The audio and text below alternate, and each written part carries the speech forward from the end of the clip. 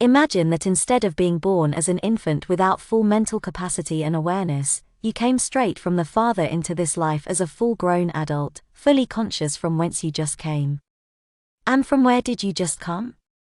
Well, before the Father breathed your soul out from his majestic, infinite, all-glorious center, you were in a place of eternal love.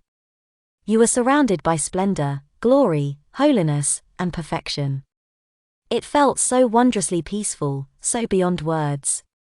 You were completely safe, engulfed in the totality of the Holy One who loved you beyond measure, never experiencing even an inkling of distress, worry, concern, or pain.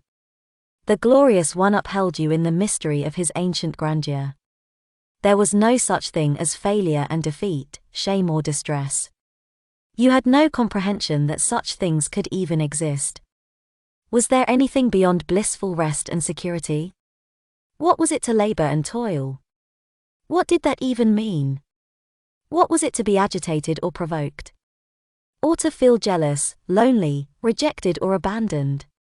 What would having a thorn in your side possibly feel like? These were all unknown, because there was no such thing. You were in perfect harmony with the author of wonders, swimming in a sea of ecstasy, peace, and divine love. This was all you ever knew.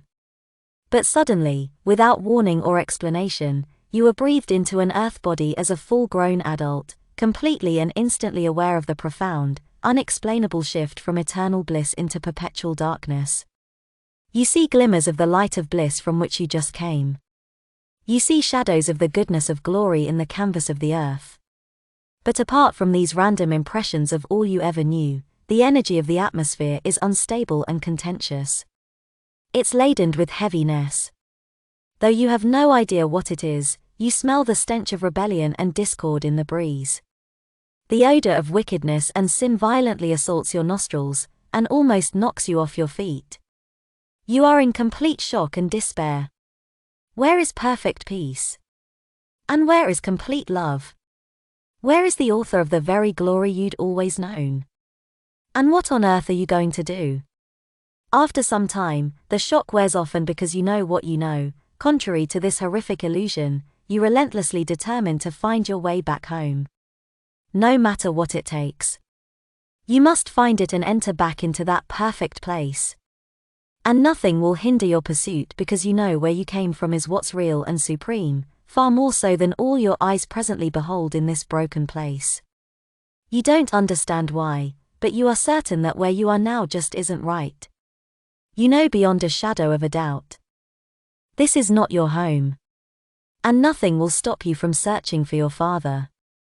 But, as a new member of the realm of earth, you are quickly briefed and drilled on the requirements of living in this finite place where, if you do not work and acquire resources to care for yourself, you could die.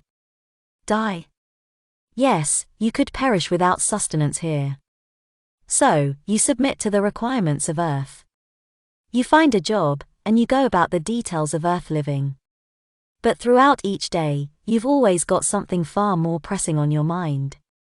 In your coming in, and in your going out, you're constantly on the alert, looking for that way back. Looking for the Glorious One from whence you came. You know he's out there. You feel him. And you long for him. But where could he possibly be? And how do you get back to him? Despite the number of days, weeks, years, and even decades that pass, this is your utmost desire. This is what you seek more than anything. You do what you have to do in this life. You make the most of it. You put your best foot forward towards the best outcomes. You even enjoy many of the pleasures that this life offers. But, they're just par for the course. What you really want is to go back to that place in that one, that glorious one. Because nothing else compares. Unfortunately, we don't have the luxury of remembering where we come from. Otherwise, we'd be in hot pursuit of the Father, just like the person in this analogy. If we all remembered God, the things of this life would not take his place. At least not for some of us, that is.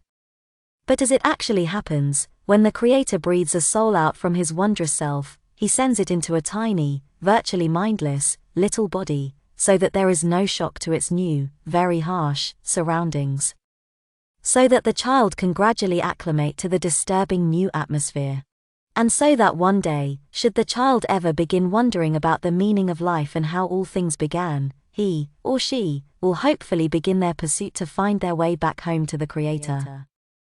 Unfortunately, the soul also takes on the corruption of the flesh and darkness, which terribly dampens its subconscious knowing and awareness that there is, in fact, an author over its existence. Plus, the soul is limited by its carnality. It cannot discern God very well, because it is spiritually dead. This makes rediscovering God quite challenging, to say the least. It requires that the soul must sincerely desire to know from whence it came, so that they will seek after it. Because, being aligned with darkness, dominated by a sin nature, and constantly contending with the demands of the flesh, almost forbids a soul from being concerned with the truth. Is there any hope? For those souls who say, wait, I just know there's something more, yes, there's hope. Because deep inside of them, beneath all the corruption, is a knowing. Deep in the recesses of their subconscious, they remember.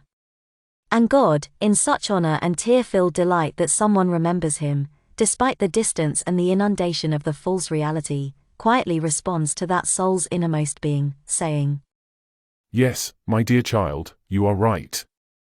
And how I've missed you so much. I sent you away to see if you loved me enough to come back to me. And you do. And though we must remain apart a little longer, rejoice, because I sent the power of my government, spiritually speaking, into your world, for you to have, and to behold. I made a way through the death of my son, to not only bring you back here to us one day soon, but to also help you get to know us again, now, before we meet again, by the power of my Spirit within you. But, you must believe and seek to find me with all your heart, and I will reveal myself to you, and you'll know that we are one Spirit, once again. But right now, you have only understood the government and the dynamics of earth life, and even the ways of darkness. Therefore, you must earnestly seek to learn the reality of my government. You must come to understand the truth of your real home and destiny. Don't remain compelled for your earth reality as you have understood it, as though this is all there is. It's time to get to know your eternal reality. Become familiar with your future with me. This must be your greatest desire now. Not the things of this life. Yes, you will continue to live and experience the things of the finite realm, but don't esteem them as though they are greater than the eternal. These are only temporary, and they do not compare to your eternal home and destiny. So, keep your mind on me, and seek to learn and understand everything about who I am, including all my precepts, statutes and the very supernatural nature of my kingdom. And seek to lay hold of your royal identity. Do you not yet understand that you are a royal priest and king in my kingdom? You need to make it a priority to understand all of this. If this is your sincere resolve, then we will surely teach you. It's imperative that you comprehend who you really are, so that my light may shine in you, and so that you can do great exploits for me in this last hour. I want you to carry my presence like never before. I want you to overcome the darkness of the world that's all around you. Understand that your purpose in these final moments in the realm of the temporary is to be a carrier of my power and authority, and to bestow my glory upon the earth, to help draw all who are mine, who've forgotten me, back to me. I have watched the dark kingdom confuse and confound my children far too long. It's time that my children confuses and confounds the darkness, instead.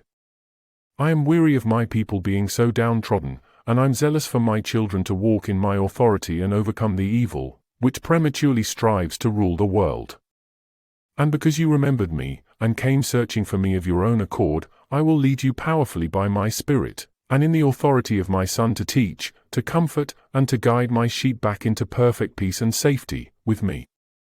I have given you authority over the darkness in the world where you live, and I will train you on what to do.